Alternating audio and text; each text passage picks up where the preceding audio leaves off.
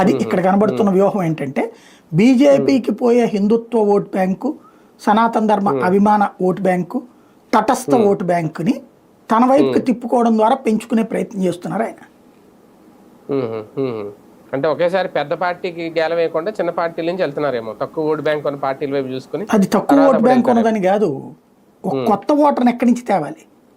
అవును, కొత్త ఓటర్ కాబట్టి ఏళ్లలో ఇప్పుడు కన్వర్ట్ అవుతోంది, బీజేపీ వైపు కన్వర్ట్ అవుతున్నారు కొంతమంది వైసీపీ వాళ్ళు కానీ, కొంతమంది తెలుగుదేశం వాళ్ళు కానీ. వాళ్ళని అటు పోనీయకుండా తన వైపుకి తీసుకుపోతున్నాడు ఆయన. అది ఇక్కడ స్ట్రాటజీ కనబడుతోంది. కానీ ఈ మాటలు ఓవరాల్ గా ఇవన్నీ ఇంకా జన సైనికుల్లో లేదంటే కాపు సామాజిక వర్గంలో ఒక అయోమయమైన ఒక అసలు వాళ్ళకి ఏ అయోమయం లేదండి. వాళ్ళు క్లియర్. పవన్ కళ్యాణ్ దేవుడు, క్లియర్. ఆయన ప్రసాదం పెట్టినప్పుడు స్వీకరించాలి, ఆయన ఆగ్రహిస్తే వణకాల, ఆయన బాధపడితే మనం బాధపడాలా, ఆయన శుక్రం అన్నప్పుడు చప్పట్లు కొట్టాల.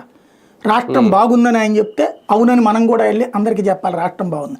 రాష్ట్రం నాశనమైందని ఆయన చెప్తే అందరికి మనం కూడా వెళ్ళి చెప్పాలి. ఇందులో వాళ్ళకి ఇంకా కాన్సెప్ట్ ఏం లేదు. పవన్ కళ్యాణ్ ఏం చెప్తే అది రైట్ అని నమ్ముతారు కానీ అయోమయం అన్న ప్రసక్తే ఉండదు. అది పవన్ కళ్యాణ్ సాధించిన గొప్ప విశేషం. ఒక బలమైనటువంటి శక్తిని సాధించారు ఆయన. అంతే అంతే. Right right.